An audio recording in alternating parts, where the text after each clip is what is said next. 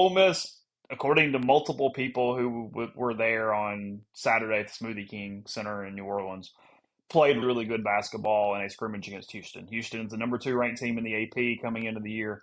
Ole Miss won a regulation game against Houston 70-56 on Saturday morning.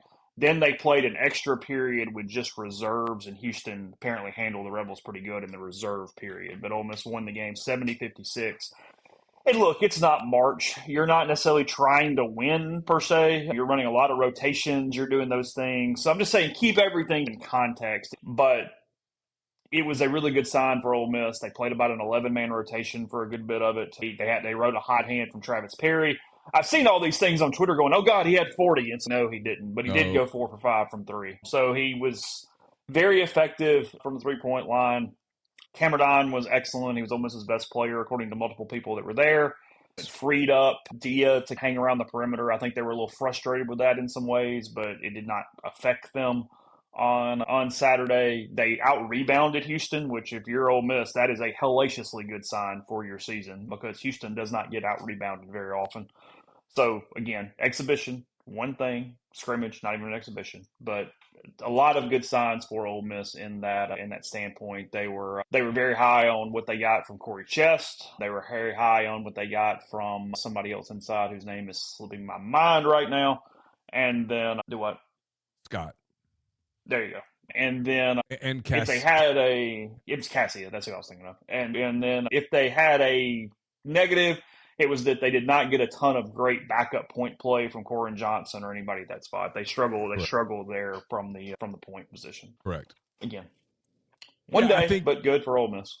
Yeah, exactly. I think it's an overwhelming positive. They lined up. I was told the first half was an absolute just dogfight both ways. Both teams really got after each other, and then the second half, Ole Miss started knocking shots down and pulled away, and for a few minutes dominated a very good Houston team. It's an incredible sign.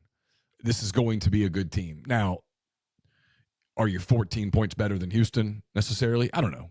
I don't know that it works that way. Both coaches would tell you that, hey, we were looking at a lot of things more important than the scoreboard.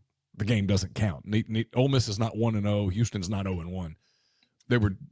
I was told Ole Miss played about an 11-man rotation, and it looked like you made that a real game. It would have been an 8 or a 9-man rotation.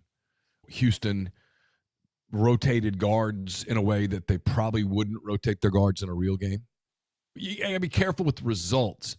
I think the most important part from talking to people who saw it is that Ole Miss looked the part of a big-time team more than the numbers. They looked the part. They got up in Houston's shirts, if you will, defensively, really bothered Houston, didn't let Houston get comfortable offensively, held their own on the glass, made some shots, had multiple people that were able to facilitate offense. And I think as they expected, Illias Kamardine is the deal. He's a really good player who creates for others. Travis Perry needs someone to help him create shots. He's not a guy that's going to go get his own shot at this level. But he's a electric shooter. I wrote about this in 10 Thoughts. If you don't want to play Travis Perry and horse, he's probably going to kick your ass. So if you let him get open looks, he's going to be dangerous. And I think Ole Miss has some players who can create open looks and more facilitators than they had a year ago. They're deeper on the front court than they were a year ago. It allows Malik Dia to be more of a face-up player as opposed to having to force him into playing a role that he's not great at or not super comfortable at with his back to the basket. It allows him to be an NBA stretch four, if you watch the NBA, where he can go get his points on the post, but this allows him to create, to hit perimeter shots, to be a very difficult player to guard at his size on the perimeter. So I think this is a potentially much more versatile team than they were a year ago, which is, when you have a coach as elite as Chris Beard, is dangerous. Ole Miss and St. Mary's getting together at 11:30, 11:45 on Sunday for a matinee exhibition at the Pavilion in Oxford. So next up for the Rebels, an exhibition against the Gales before they get it started against Southeastern Louisiana on November the 3rd for the first real game.